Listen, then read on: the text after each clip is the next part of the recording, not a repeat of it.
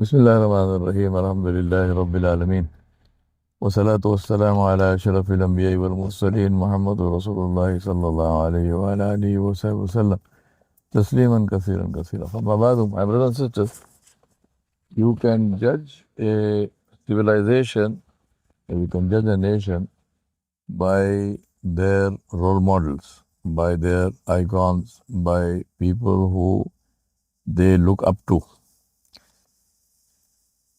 So if you ask this question today and say, who do we look up to? Name 3 role models, 3 icons. What do you think you will get? What are the names you will get?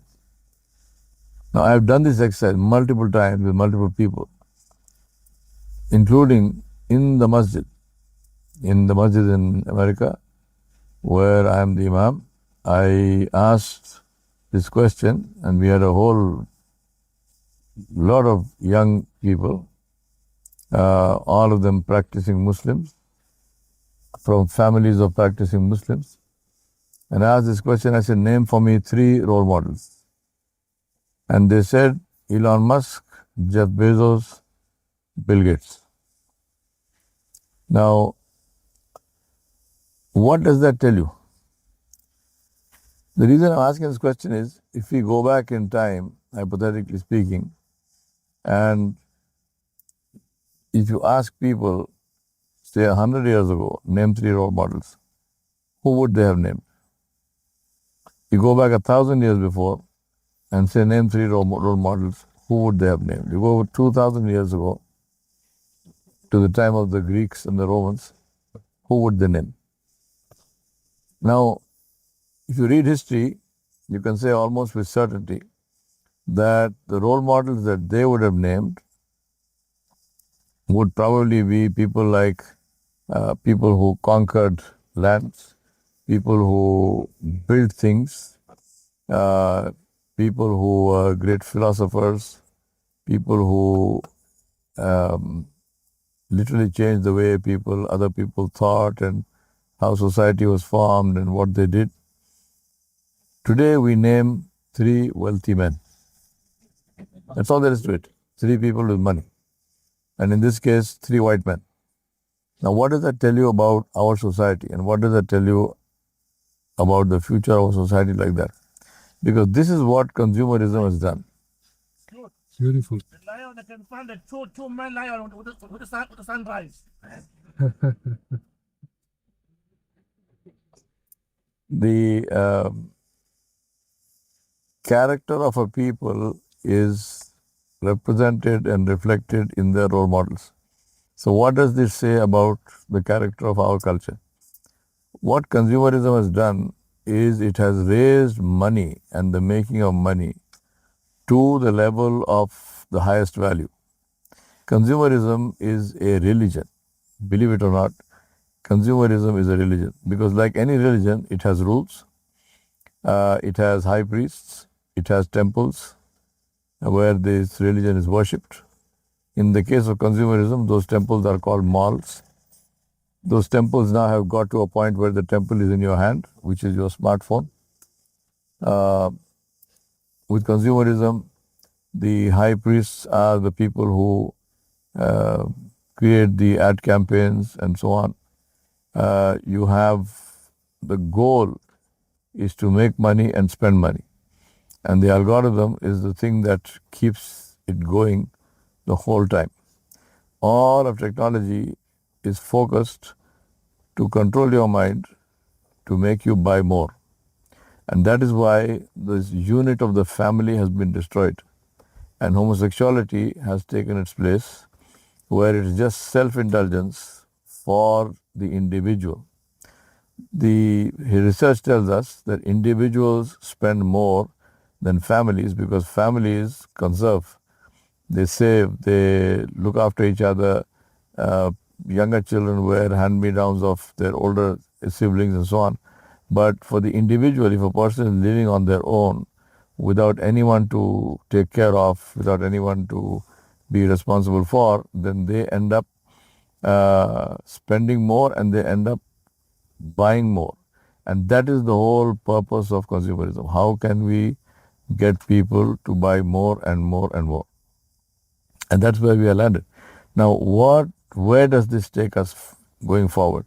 And this is where the role of AI now comes in. If you look at AI, forget all the hyperbole that goes with it. Forget the hype.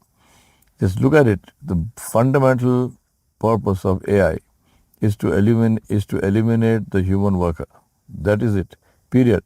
All the rest of it is this fluff, right? It gives you data so fast and this and that, and you can do such great deep research and whatnot. All of which is true. I don't say it is not true, but I'm saying that all of that applies to a minuscule number of people who are in the areas of research and so on and so forth. For all the rest of us, as far as AI is concerned, the primary purpose is to eliminate human beings.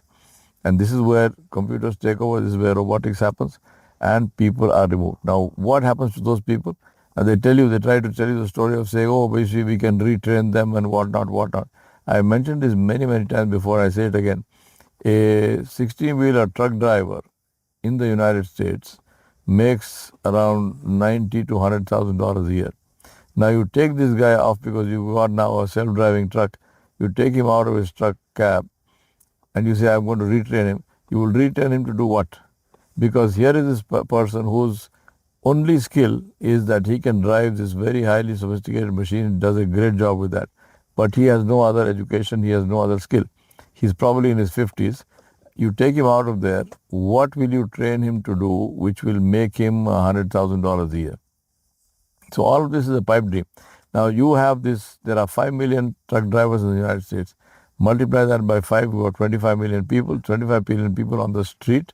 They can't meet their mortgage payments, they can't send children to school, they don't have money to pay health insurance and so on. What are you looking at? Now, this is exactly the kind of the so-called AI revolution. This is what it's going to bring. We go back mentally, historically, you go back to the industrial revolution in the 1724 and so on, which led to the Great Depression eventually for the same reason, because the agronomous economy got converted into an industrial economy. So people walked off their farms and they came to places like Detroit and so on to work in the factories, and it completely changed society overnight. It wasn't just about assembly line workers. It ended up with changing it was the birth of the schooling system, for example. It changed in culture, it changed religions, it changed how children were raised. Schools were formed. So initially in the agrarian economy, the father was the teacher, the mother was the teacher. In the industrial economy, the teacher was a stranger who came from some other place, different culture, different values, and that person trained your children because you didn't have time, you were in a factory, you were trying to earn money, and you were told that a good lifestyle means that both husband and wife must work in an alien environment outside. They must not take care of their children. Taking care of children should be outsourced to a third party who has nothing to do with the children, not related to them, and will raise those children and will school them in any way they want. Now, this is what was sold, and today we are being sold another story, which is in the context of AI and commercialism. So I remind myself and you that great civilizations rise and fall not because of money, not because of technology, not because of military power, not because of anything. They rise and fall because of one thing, and that one thing is character. That one thing is their values. So I ask myself and you, let us think and reflect and say, what has happened? How have our values changed? How has our character changed? If it hasn't changed for you, good for you. But I don't think that is true. I think the changes have happened across the world to almost everybody. So we need to stop for a minute and say, how have my values changed? What is the value, for example, of compassion?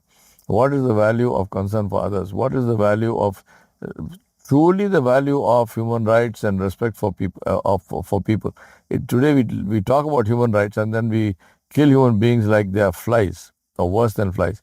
Now, that is not human right. That's just stuff we are doing, trying to convince ourselves that we actually believe in human rights. So this is something we need to ask ourselves. We need to bring this into schools at the primary level and get children to be people who are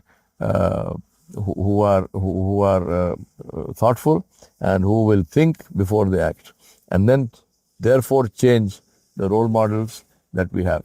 We ask Allah subhanahu wa ta'ala to help us, and that's the reason why Allah subhanahu wa ta'ala said about Rasulullah sallallahu alaihi wasallam, لَقَدْ كَانَ لَكُمْ فِي رَسُولِ اللَّهِ أُسْوَةٌ حَسَنَةٌ لِمَنْ كَانَ يَرْجُو اللَّهَ وَالْيَوْمَ الْآخِرَ وَذَكَرَ اللَّهَ كَثِيرًا.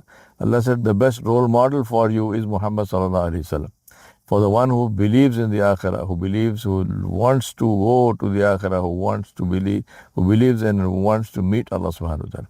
We ask Allah subhanahu wa ta'ala to make us those who take His Rasul alayhi salatu wasalam as our role model and who will mold their lives on the way of Muhammad sallallahu alayhi wa sallam. Wa sallallahu ala nabiyil kareem wa ala alihi wa sahbihi ajma'in bi rahmatika ya arhamar rahim.